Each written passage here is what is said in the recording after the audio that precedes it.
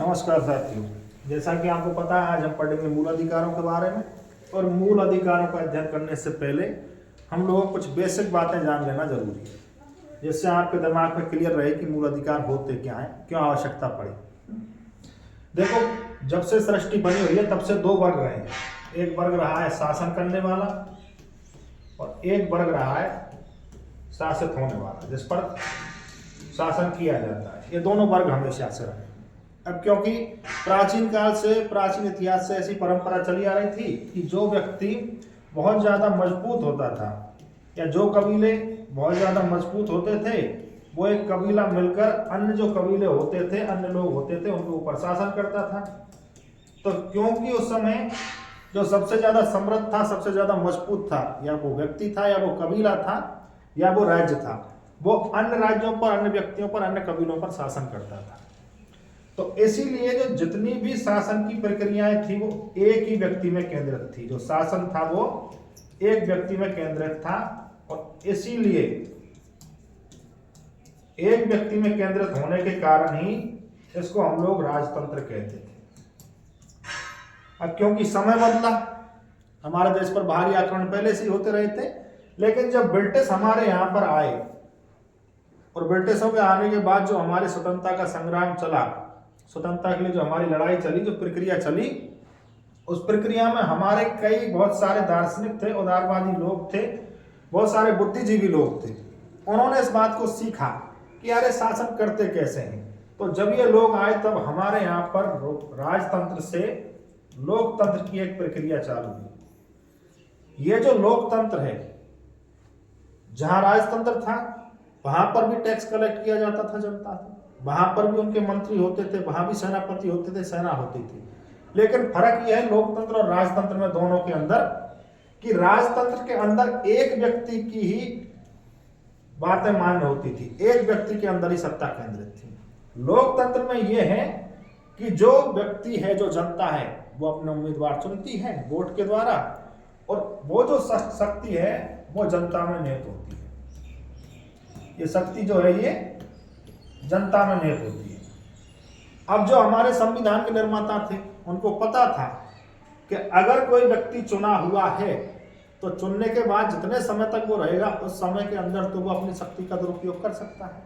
तो इसीलिए उन लोगों ने कुछ नियम बना दिए थे, कुछ कानून बना दिए थे, और इन नियमों को संग्रहित करके इन लोगों ने एक संविधान का रूप दे दिया था।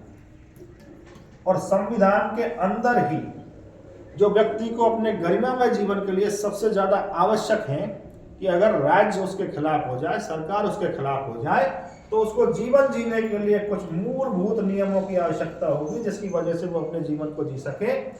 उनको उन लोगों ने नाम दे दिया था मूल अधिकार। तो आज हम लोग इसी मूल अधिकार के बारे में चर्चा करेंगे। मूल अधिकार को जब हम शुरू करते हैं तो हमें बिल्कुल पता है कि जो हमारे मूल अधिकार हैं वो भाग 3 में हैं। संविधान का एक भाग है 3 और उसके अनुच्छेद हैं 12 से 35। तो ये आपको बिल्कुल याद होना चाहिए, भाग 3 अनुच्छेद 12 से 35। इन सभी अनुच्छेद को हम एक एक करके पढ़ेंगे, बड़ी डीप तरीके से पढ़ेंगे, लेकिन उससे पहले इन सभी अनुच्छेदों के बारे में थोड़ी थोड़ी जानकारी हमको होनी चाहिए। भाग 3 जो है उसका जो हमारा 12 नंबर का आर्टिकल है, उसके अंदर लिखी गई है राज्य की परिभाषा, कि राज्य क्या है। तो अगर आपको प्रश्न आए कि राज्य की परिभाषा से संबंधित अनुच्छेद कौन सा है, तो राज्य की जो परिभाषा है वो लिखी गई है अनुच्छेद 12 में। ये जो राज्य के बाद जो विधि होती है, मतलब अगर हमारे संविधान निर्माताओं ने कोई नियम बना दिए थे, मूल अधिकार बना दिए थे, तो समय के अनुसार उनमें परिवर्तन होना तो आवश्यक है। मनुष्य की जरूरतें होती हैं, सरकार की जरूरतें होती हैं, तो अगर उनको परिवर्तित करेंगे या फिर उससे पहले का कोई नियम बना हुआ है जो ज्यादा प्रभाव डाल रहा है समाज पर, व्यक्ति के जीवन पर, तो उनका फिर क्या किया जाएगा। तो उसके लिए कुछ नियम बनाए जाएंगे। तो उस विधि से संबंधित बातें इस अनुच्छेद 13 में बताई गई हैं। विधि का मतलब यह है कि 13(1) में बताया गया है, इसको यहीं पढ़ लेते हैं, कि संविधान से पूर्व संविधान निर्माण से पूर्व जो विधियां थी, अगर वो विधि हमारे किसी व्यक्ति के किसी अधिकार का हनन करती हैं तो वो शून्य हो जाएंगी, मतलब वो खत्म हो जाएंगी, न्यून हो जाएंगी। ऐसी अगर कोई विधि होती है तो विधि हो जाती है शून्य। यह है 13(1) में। संविधान निर्माण से पूर्व का मतलब आप समझ जाओ, जैसे 1935 का अधिनियम से हमने बहुत सारी बातें ली गई हैं, उस समय हमें लगा कि इनको ले लेना चाहिए। अगर मान के चलो उनमें से कुछ ऐसी विधियां हैं जो वर्तमान में प्रासंगिक नहीं है, मूल अधिकारों का हनन करती हैं, तो वो विधियां शून्य हो जाएंगी।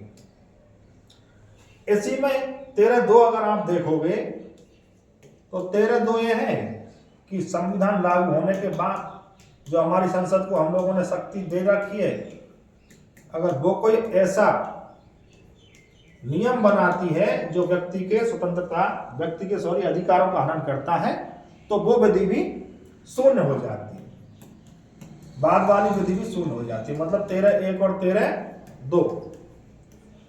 13(1) में क्या है, अगर संविधान से पहले की ऐसी कोई विधि जो व्यक्ति के अधिकारों का हनन करती है तो वो शून्य हो जाएगी। 13(2) में क्या है, अगर संविधान लागू होने के बाद संसद के द्वारा ऐसी किसी विधि का निर्माण किया जाता है जो व्यक्ति के अधिकारों का हनन करती है, तो वो भी विधि, वो नियम शून्य हो जाएगा। तो 12 और 13 आप लोगों ने देखे। अभी केवल हम इसको एक साथ देखेंगे। 14 से 18 आप सभी को पता है समानता का अधिकार है। समानता से संबंधित जितनी भी बातें हैं वो 14 से 18 के बीच में की गई हैं। 19 से 22 है स्वतंत्रता का अधिकार। स्वतंत्रता से संबंधित जितनी भी आवश्यकताएं हैं, मनुष्यों को कैसे अधिकार चाहिए, क्या क्या होना चाहिए, वो सारी बातें 19 से 22 में की गई है। और इसी के बाद है एक शोषण के विरुद्ध अधिकार।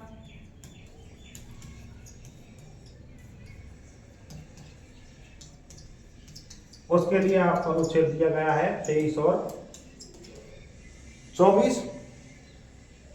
साथ ही साथ क्योंकि देश जब आजाद हुआ था उससे पहले ही पता चल गया था कि धर्म के नाम पर एक दूसरे संप्रदाय के प्रति नफरत हो सकती है, थोड़ी व्यवस्था खराब हो सकती है, जो हुई भी थी।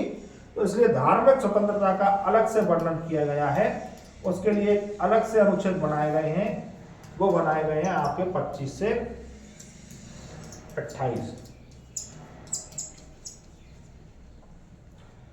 यह कम से कम आपको इतना याद होना चाहिए। 14 से 18 समानता का अधिकार है, आपके दिमाग में होना चाहिए स्वतंत्रता से संबंधित अधिकार।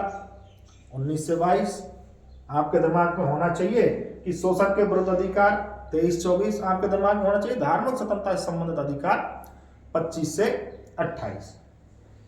इसके बाद जो अल्पसंख्यक वर्ग था उसकी संस्कृति को बनाए रखने के लिए उनको 2 अधिकार दिए गए थे।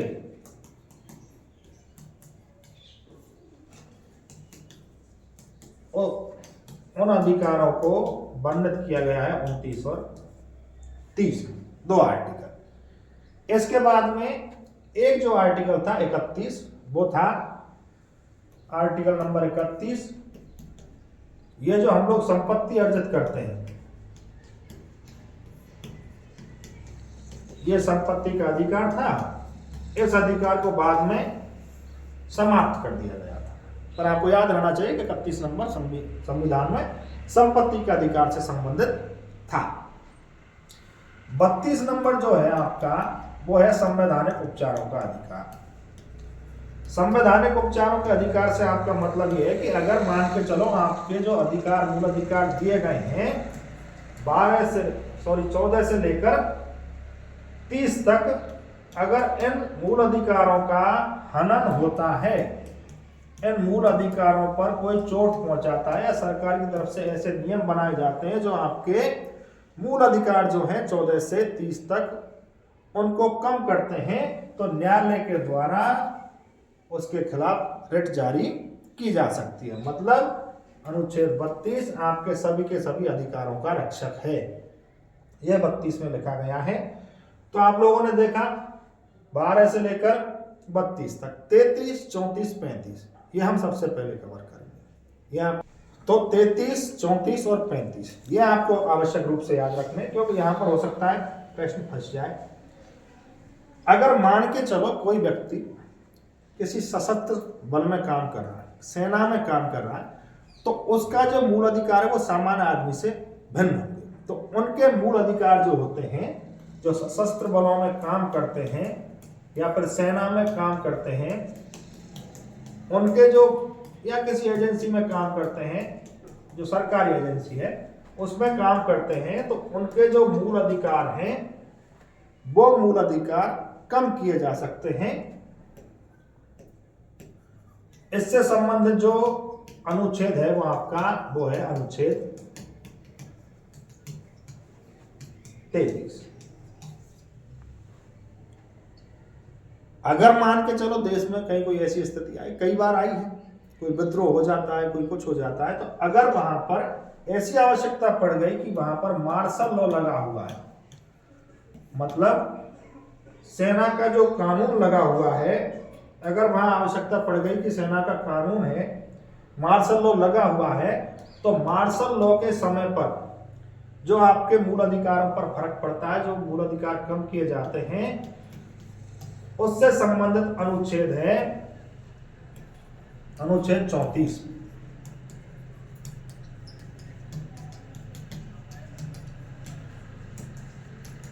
तो आपको याद होना चाहिए 33 सेना में जो काम कर रहे हैं, सेना के अंदर जो काम कर रहे हैं उनसे संबंधित है, उन व्यक्तियों का अधिकार पर क्या प्रभाव पड़ेगा। 34 नंबर, अगर कहीं पर सेना का कानून लग जाता है, मार्शल लॉ लग जाता है, जो बनाया जाता है, संसदीय निर्माण करती है, तो वो होगा अनुच्छेद 34। और सबसे ज्यादा प्रमुख अनुच्छेद 35। संसद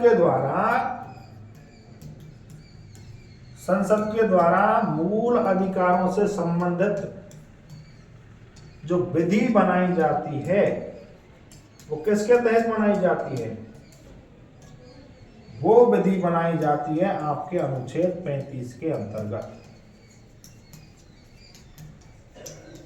ये कई बार आ चुका है प्रश्न, क्योंकि लास्ट है, अधिकारों का कोई ध्यान नहीं देता। संसद के द्वारा मूल अधिकारों से संबंधित जो विधि बनाई जाती है वो है आपके आर्टिकल 35 के अंदर, अनुच्छेद 35 के अंदर। तो अभी तक हम लोगों ने केवल इतना, आपको इतना ध्यान रखना है कि जो मूल अधिकार थे, मूल अधिकार हमारे लिए कहां से गए हैं, तो हम लोग कह देंगे कि मूल अधिकार हम लोगों ने अमेरिका से ग्रहण किए हैं। बाबा साहब ने मूल अधिकारों को संविधान की जो जवाहरलाल नेहरू हैं, उन्होंने मूल अधिकारों को या भाग 3 को संविधान की आत्मा कहा है, नेहरू साहब, जवाहरलाल नेहरू। और जो अनुच्छेद 32 है, जो संवैधानिक उपचारों का अधिकार है, उसको बाबा साहब ने, अंबेडकर साहब ने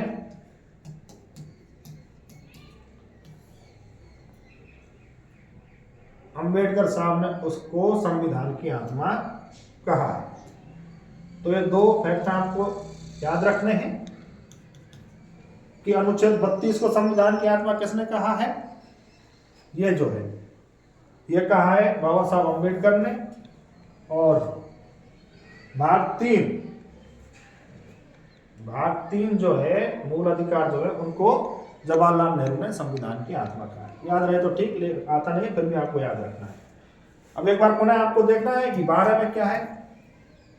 12 में है राज्य की परिभाषा, 13 में क्या है, 13 में है विधि। और विधि में आप लोगों ने देखा कि विधि के 3 भाग किए थे। 13(1) संविधान से पूर्व, ऐसे कैसे रिवाइज करना है आपको। 13(2) में क्या है, संविधान निर्माण के बाद वाली विधियां। और अगर कोई आपसे पूछ ले कि इस विधि की परिभाषा किसमें है, तो आप कहेंगे कि 13(3) में। 13(3) में है आपके विधि की परिभाषा। यह आपको ऐसे कैसे लिखा हुआ मिल जाएगा, ऐसी PDF मिल जाएगी आपको, आप चिंता नहीं करें। और उसके बाद आपको तुरंत आपके दिमाग में याद होना चाहिए कि समानता से संबंधित समानता से संबंधित हमारे अनुच्छेद कौन से हैं, तो आपको याद होना चाहिए 14 से 18। अगर आप बात करें स्वतंत्रता की, तो स्वतंत्रता से संबंधित आपको याद होना चाहिए कि 19 से 22। आपको पता होना चाहिए कि शोषण के विरुद्ध कौन से हैं आपके आर्टिकल, तो आपको याद होना चाहिए 23 और 24। स्वतंत्रता में भी एक बहुत महत्वपूर्ण स्वतंत्रता है धार्मिक स्वतंत्रता। तो धार्मिक स्वतंत्रता से संबंधित आपके अनुच्छेद कौन कौन से हैं, तो वो आपको याद होना चाहिए 25 से 28। और जो अल्पसंख्यकों की संस्कृति है उसकी व्यवस्था से संबंधित जो अनुच्छेद हैं वो आपके हैं 29 और 30। वो अनुच्छेद जिसको डिलीट कर दिया गया है उस अनुच्छेद का नाम है 31, जो संपत्ति से संबंधित है। और ऐसा अनुच्छेद जो इन सभी अनुच्छेद की सुरक्षा की गारंटी हमको प्रदान करता है वो अनुच्छेद 32, जिसे हम कहते हैं संवैधानिक उपचारों का अधिकार। मतलब ये आपके लिए डॉक्टर का काम करता है। तो ये हो गया संवैधानिक उपचारों का अधिकार। 33 पर जब आप आएंगे तो सेना में जो लोग काम कर रहे हैं, एक सेना है, सेना के अंदर काम, सेना के जो कार्मिक हैं उनसे संबंधित अधिकार वो है 33 में। सेना का जो मार्शल लॉ अगर कहीं लगा हुआ है तो क्या फर्क पड़ेगा, तो वो है आपका 34। और इन सभी के सभी आर्टिकल से संबंधित ये जितने भी आर्टिकल आप लोगों ने पढ़े हैं, आर्टिकल से संबंधित अगर कोई नियम बनाएगी संसद, तो वो नियम बनाएगी आपके अनुच्छेद 35 के अनुसार। वो संसद को नियम बनाने की शक्ति है।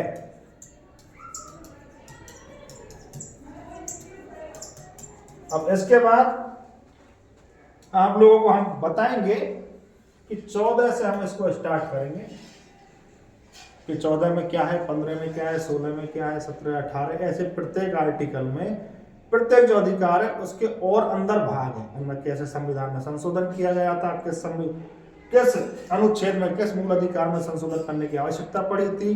जब मूल अधिकारों का हनन हुआ था तो व्यक्ति कोर्ट में गया था, तो कोर्ट ने क्या डिसीजन दिया था, उनसे संबंधित जो प्रमुख वाद हैं उन प्रमुख वादों को पढ़ेंगे। तो इस प्रकार से हम लोग कल इस मूल अधिकार के टॉपिक को खत्म करेंगे। जय हिंद।